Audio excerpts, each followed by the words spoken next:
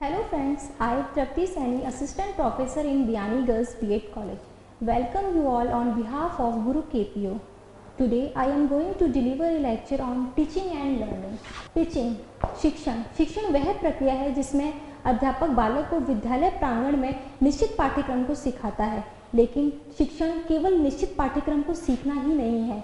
शिक्षण वह प्रक्रिया है जिसमें अध्यापक बालक को समायोजित कर सामाजिक जीवन व्यतीत करने के लिए प्रशिक्षण देता है। अतः शिक्षण के द्वारा हम छात्र का सर्वांगीण विकास करते हैं। फिर भी हम शिक्षण को दो अर्थों में देखते हैं, टीचिंग का narrow meaning and broad meaning.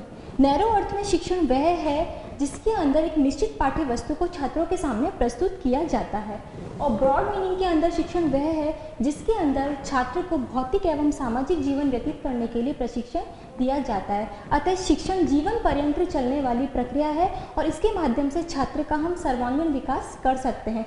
शिक्षण एक वह प्रक्रिया है जिसमें हम अपने उद्देश्य निश्चित करके छात्रों के अंदर अपेक्षित परिवर्तन कर सकते हैं। शिक्षण के बाद आता है लर्निंग। अधिगम वह प्रक्रिया है जिसमें छात्र सीख करके अपने व्यवहार के अंदर परिवर्तन करता है। अतः learning change in behaviour with learning. अधिगम तब होता है जब शिक्षण पूरा होता है। शिक्षण के दौरान अगर अधिगम नहीं हुआ तो वो शिक्षण पूरा नहीं है। शिक्षण छात्र तब करता है जब वो अधिगम करता है, अर्थात शिक्षण के द्वारा अगर छात्र ने अनुभव नहीं किया तो वो अधिगम नहीं कर पाएगा, और यदि छात्र अधिगम नहीं करेगा तो वो अपने व्यवहार के अंदर परिवर्तन नहीं कर सकता, और यदि छात्र अपने व्यवहार के अंदर परिवर्तन नहीं करेगा तो उसे अपने उद्देश्यों की प्राप्ति नहीं होगी, और यदि छात्र उद्देश्यों की प्राप्ति नहीं करता तो वो अपने व्यवहार के अंदर परिवर्तन नहीं कर सकता। इसलिए अधिगम तभी होता है जब शिक्षण होता है, और शिक्षण और अधिगम एक दूसरे के पूरक है। शिक्षण साधन है तो अधिगम साध्य है।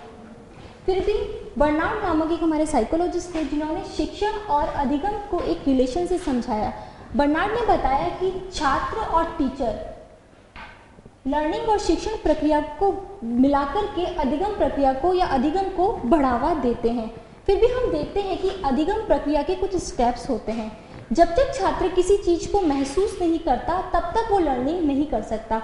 अगर वो किसी आवश्यकता को अनुभव करेगा तो वो अपने उद्देश्य को निश्चित करेगा।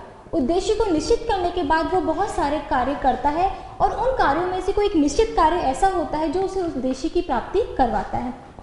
डैशिल ने बताया कि एक अभिप्रेरित व्यक्ति है और उसे अपने उद्देश्य की प्राप्ति करनी है, लेकिन उसको अपने उद्देश्य की प्राप्ति करने के लिए उसके मार्ग में बहुत सारी बाधाएं आती है, लेकिन वो उन बाधाओं से नहीं घबराते हुए उस उद्देश्य के लिए बहुत सारी अनुक्रियाएं करता है, और उन अनुक्रियाओं में से कोई एक ऐसी प्रॉपर एक्टिविटी होती है जो उसे उसके उद्देश्य तक पहुंचा देती है।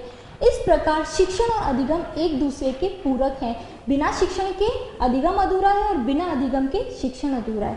Thank you and thank you for watching and listening my video lecture.